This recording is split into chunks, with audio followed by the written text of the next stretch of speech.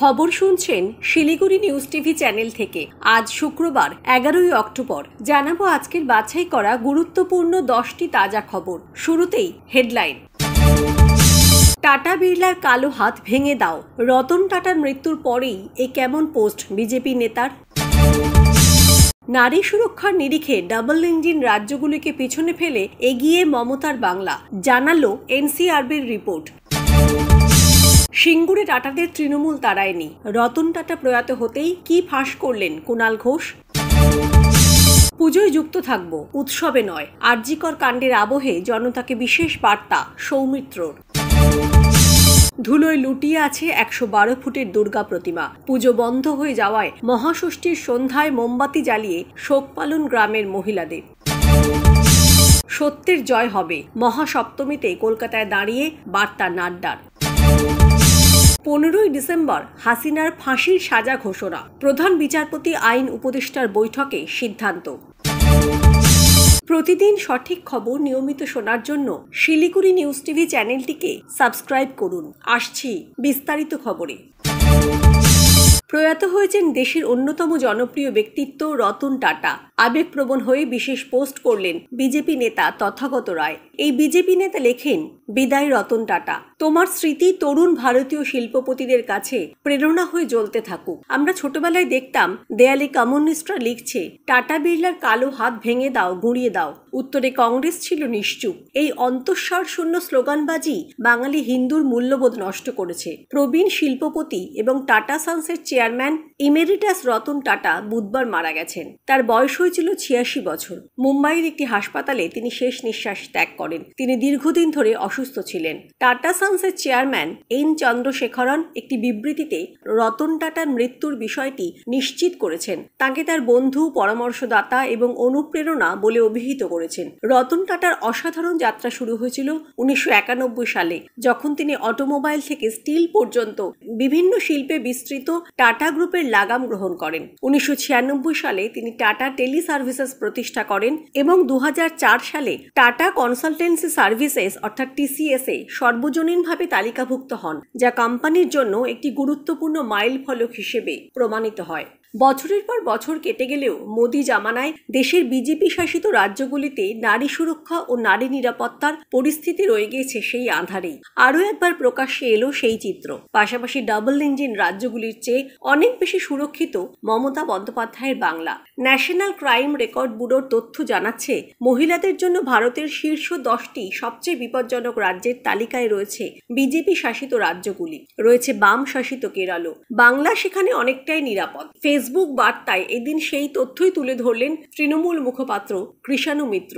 এনসিআরবির তথ্যে নির্ভয়া কাণ্ডের পর দেশে যে সমস্ত ধর্ষণ, যৌন নির্যাতন ও খুনের ঘটনা ঘটেছে তার রাজ্য ভিত্তিক পরিসংখ্যান তুলে ধরেছেন তিনি। নিজের ফেসবুক পেজে একটি পোস্ট করেন কৃষাণু। মহিলা সুরক্ষার ক্ষেত্রে রাজ্য ও জাতি হিসেবে আমাদের পশ্চিমবাংলার অনেকটাই পথ চলা বাকি। এই কথাটি যেমন সত্যি, তেমনি ভারতের অন্যতম অঙ্গরাজ্য হিসেবে পশ্চিমবাংলা তথা ভারতের বাকি বড় রাজ্যগুলির তুলনায় অনেক বেশি সুরক্ষিত এবং মহিলাদের জন্য তুলনামূলকভাবে নিরাপদ, এটাও বাস্তব। আমাদের মানদণ্ডে আমাদের অনেক উন্নতি করতে হবে ঠিকই, কিন্তু বাংলায় যারা রাজনৈতিক বিরোধী তাদের শাসিত বা নিয়ন্ত্রিত রাজ্যগুলির অবস্থা, মহিলা নিরাপত্তা ও সার্বিক সুরক্ষার হাল খুবই করুণ। তাই সকল সমালোচনা মাথা পেতে নিয়ে একথাও সজোরে বলতে হবে, সিপিএম শাসিত কেরল বা বিজেপি শাসিত রাজস্থান, উত্তরপ্রদেশ, মধ্যপ্রদেশ, মহারাষ্ট্র, অসম, হরিয়ানা, ওড়িশা বা মোদি অমিত শাহর সরাসরি অধীনস্থ দিল্লির তুলনায় বাংলা অনেকটাই ভালো আছে, লিখেছেন তিনি। প্রয়াত হয়েছেন দেশের অন্যতম জনপ্রিয় ব্যক্তিত্ব রতন টাটা। আবেগপ্রবণ হয়ে বিশেষ পোস্ট করলেন বিজেপি নেতা তথাগত রায়। তিনি লেখেন, বিদায় রতন টাটা, তোমার স্মৃতি তরুণ ভারতীয় শিল্পপতিদের কাছে প্রেরণা হয়ে জ্বলতে থাকুক। আমরা ছোটবেলায় দেখতাম দেয়ালে কমিউনিস্টরা লিখছে, টাটা বিড়লার কালো হাত ভেঙে দাও, গুঁড়িয়ে দাও। উত্তরে কংগ্রেস ছিল নিশ্চুপ। এই অন্তঃসার শূন্য স্লোগানবাজি বাঙালি হিন্দুর মূল্যবোধ নষ্ট করেছে। এর জবাবে তৃণমূল নেতা কুণাল ঘোষ লিখলেন, 1. সিঙ্গুরে টাটাদের তৃণমূল তাড়ায়নি। দেয়নি। সিপিএম এর ভুল জমি নীতি, জোর করে কৃষি জমি দখলের প্রতিবাদ ছিল। জ্যোতি বসু, সিপিএম ও বামফ্রন্টের শরিকরা কৃষক শাখার সংখ্যাগরিষ্ঠ অংশ বিরুদ্ধে ছিল। বিকল্প জমি বামফ্রন্ট সরকার জেদ করে দেয়নি, দিলে কারখানা হতো। পরে তৃণমূল জামানায় টাটারা বিপুল লগ্নি নিয়েই বাংলায় আছেন।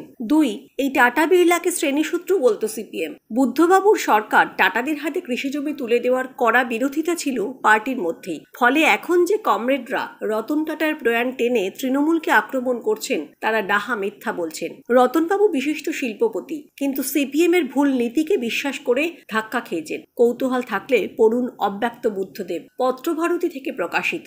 দর্শক, আমরা এই ভিডিওটিতে 2000 লাইক এবং 1000 সাবস্ক্রাইব টার্গেট রেখেছি। আশা রাখছি আপনারা এই টার্গেটটি পূরণ করবেন। আসছি পরবর্তী খবরে।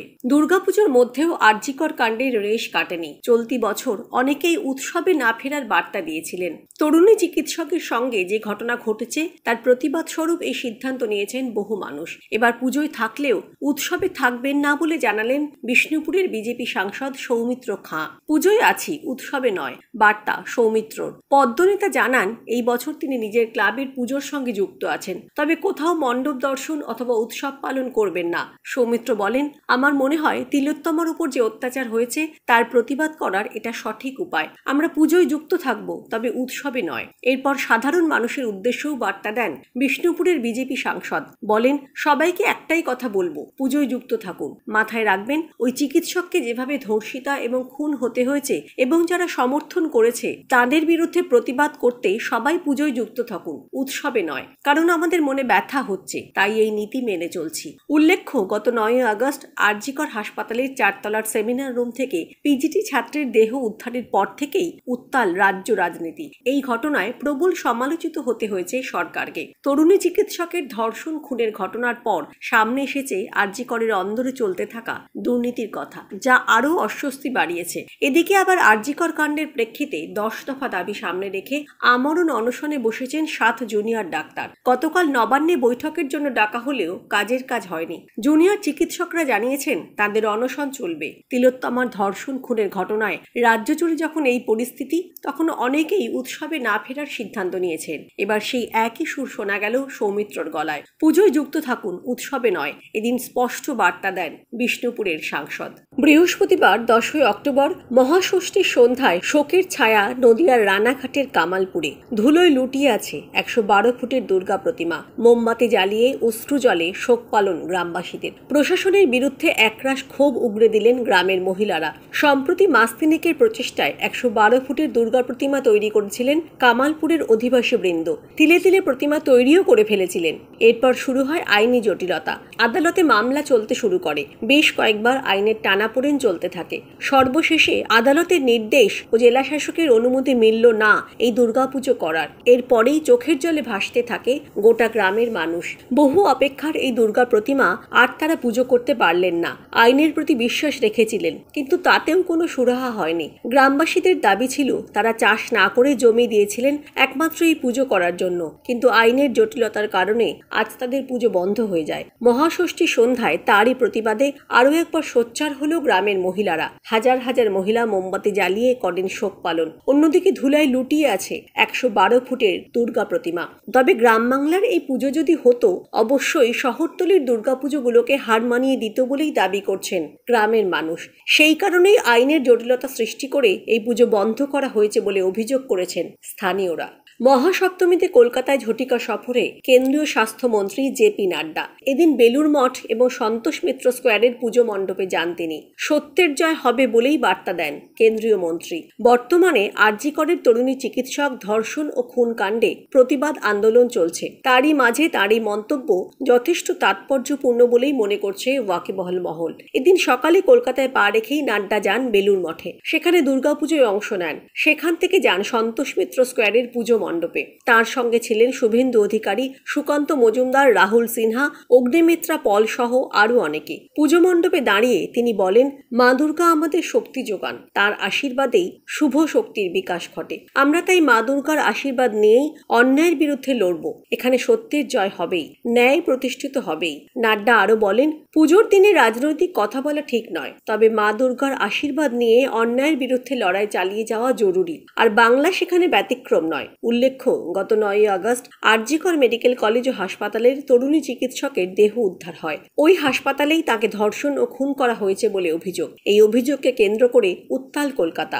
তিলোত্তমার সুবিচারের দাবিতে সরব চিকিৎসক থেকে প্রায় সব মহল। চিকিৎসকেরা কর্মবিরতির পর এবার আমরণ অনশনের মাধ্যমে দাবি পূরণের লড়াই চালিয়ে যাচ্ছেন। এই পরিস্থিতিতে নাড্ডার মন্তব্য বেশ তাৎপর্যপূর্ণ বলেই মনে করছে ওয়াকিবহল মহল।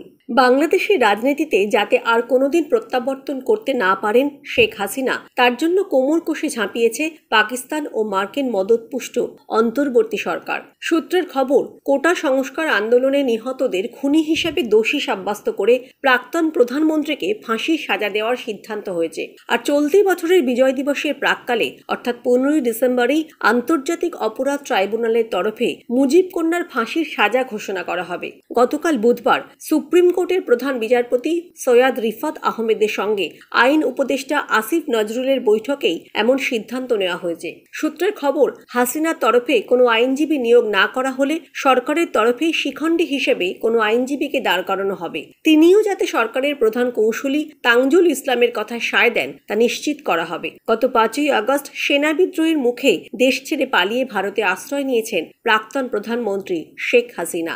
ইতিমধ্যেই তার বিরুদ্ধে আন্তর্জাতিক অপরাধ ট্রাইব্যুনালে 52টির বেশি মানবতা লঙ্ঘন ও খুনের অভিযোগ জমা পড়েছে। মূলত কোটা সংস্কার আন্দোলনে নিহতদের তরফেই এই অভিযোগ দায়ের করা হয়েছে।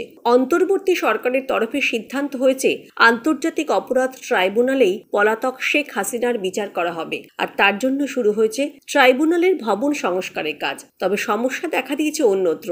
এই মুহূর্তে ট্রাইব্যুনালের প্রধান বিচারক বা 2 সহকারী বিচারকের পদ শূন্য, ফলে বিচারক নিয়োগ করতে হবে। সূত্রের খবর, শেখ হাসিনার বিচার ফেলে রাখতে রাজি নয় অন্তর্বর্তী সরকার। তাই গত কয়েকদিন ধরেই মুজিব কন্যার বিচার চেয়ে জোর তৎপরতা শুরু হয়েছে সরকারের তরফে। শেখ হাসিনার জামানার অবসানের পর সুপ্রিম কোর্টের প্রধান বিচারপতি পদে নিয়োগ দেওয়া হয়েছে জামাতে ইসলামীর সঙ্গে জড়িত সৈয়দ রিফাত আহমেদকে, যিনি পাকিস্তানের গুপ্তচর সংস্থা ISI এর বিশ্বস্ত হিসেবেই বাংলাদেশে আইনজীবী মহলে পরিচিত। আইন উপদেষ্টা আসিফ নজরুল ইতিমধ্যেই প্রধান বিচারপতির সঙ্গে দেখা করে জামাত এবং বিএনপির কট্টর সমর্থক হিসেবে পরিচিত কাউকে আন্তর্জাতিক অপরাধ ট্রাইব্যুনালের প্রধান বিচারক ও সহযোগী বিচারক হিসেবে নিয়োগের নির্দেশ দিয়েছেন। শুধু তাই নয়, প্রতিদিন যাতে শেখ হাসিনার বিরুদ্ধে আনীত অভিযোগের শুনানি হয় তাও নিশ্চিত করতে বলেছেন। প্রধান বিচারপতির সঙ্গে বৈঠকের পরে আইন উপদেষ্টা জানিয়েছেন, আগামী সপ্তাহের মধ্যে আন্তর্জাতিক অপরাধ ট্রাইব্যুনাল পুনর্গঠন হবে। তারপরেই শেখ হাসিনার বিচার শুরু হবে। যাতে দ্রুত বিচার সম্পন্ন হয় সেদিকে বিশেষ নজর দেওয়া হবে। শেখ হাসিনাকে দেশে ফিরিয়ে আনার জন্য অপেক্ষা করা হবে না। প্রয়োজনে তার অনুপস্থিতিতেই মামলার শুনানি ও সাজা ঘোষণা করা হবে।